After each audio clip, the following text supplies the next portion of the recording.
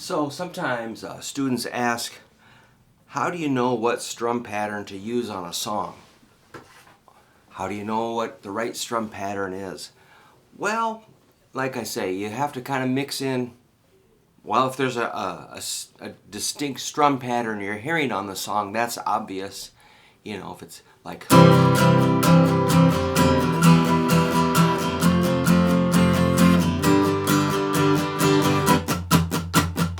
that really consistent down, up, or just downstrokes like...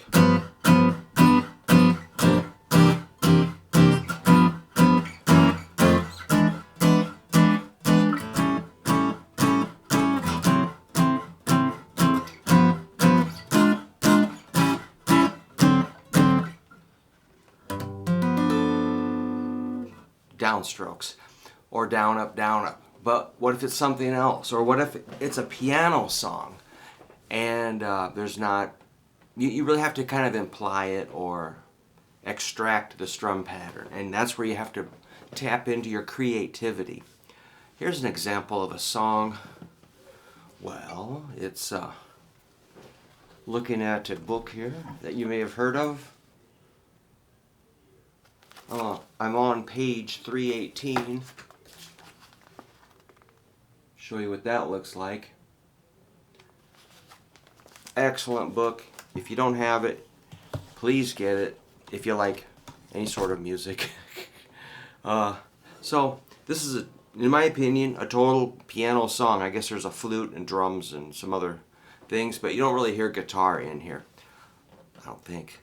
And so it starts on a D6, which is like a D chord with a hole in the middle. You got like 0, 2, 0, 2. D6. Look it up, it's in the book. You got like a...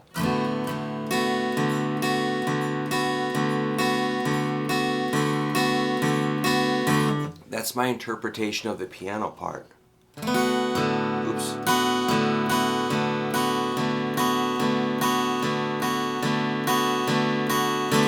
So I'm going up, down, up, down, up, down, up, down.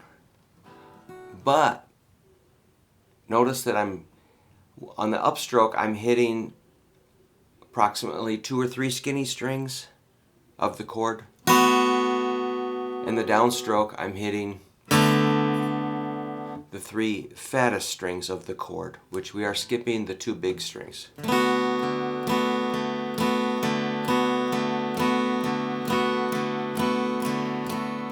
Day after day, alone on a hill, a man with a foolish grin is keeping perfectly still. Nobody wants to know him, they can see he's just a fool.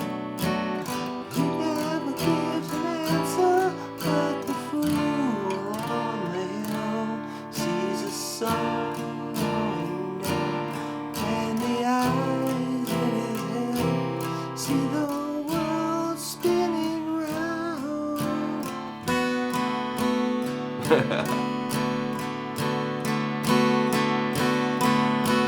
So it's kind of like pumping, you know. I imagine like a billows, kind of like, you know. Exhale, inhale, breathing.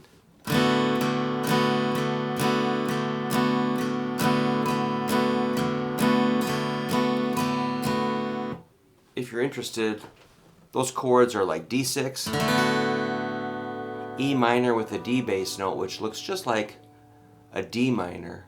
D minor up 2 frets, hit 4 strings. Back to D6. And then that E minor over D again. E minor 7. A7. D6, B minor 7, E minor 7, A7, and the chorus is pretty cool. It's like, that's a D minor. I got my pinky on the 2nd string, 3rd fret, D minor to a D minor augmented, I'm going to add my ring finger to the 3rd string, 3rd fret. The fool on the hill sees the sun. D minor augmented.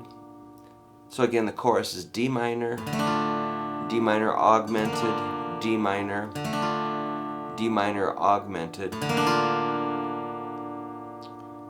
C7, and the eyes in his head, D minor, to D minor 7, to D6.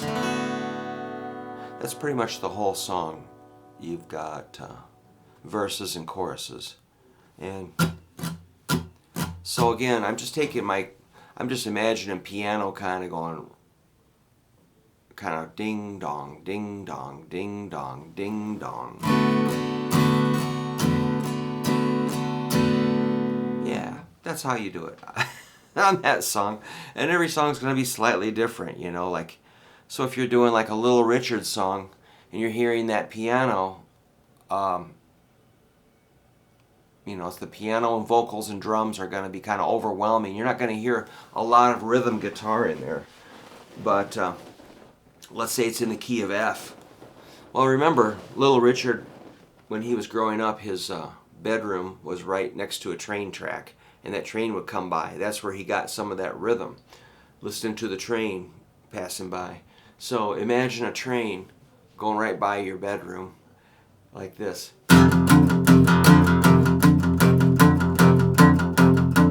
Good golly, Miss Molly, sure like to ball.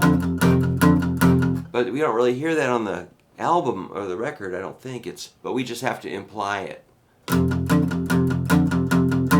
So that's your good old rock and roll rhythm, your index and ring and pinky. It's a F5 power chord. And I'm slightly palm muting just to keep it kind of tight sounding. And, you know, I don't want it to sound all woolly. I want it tight.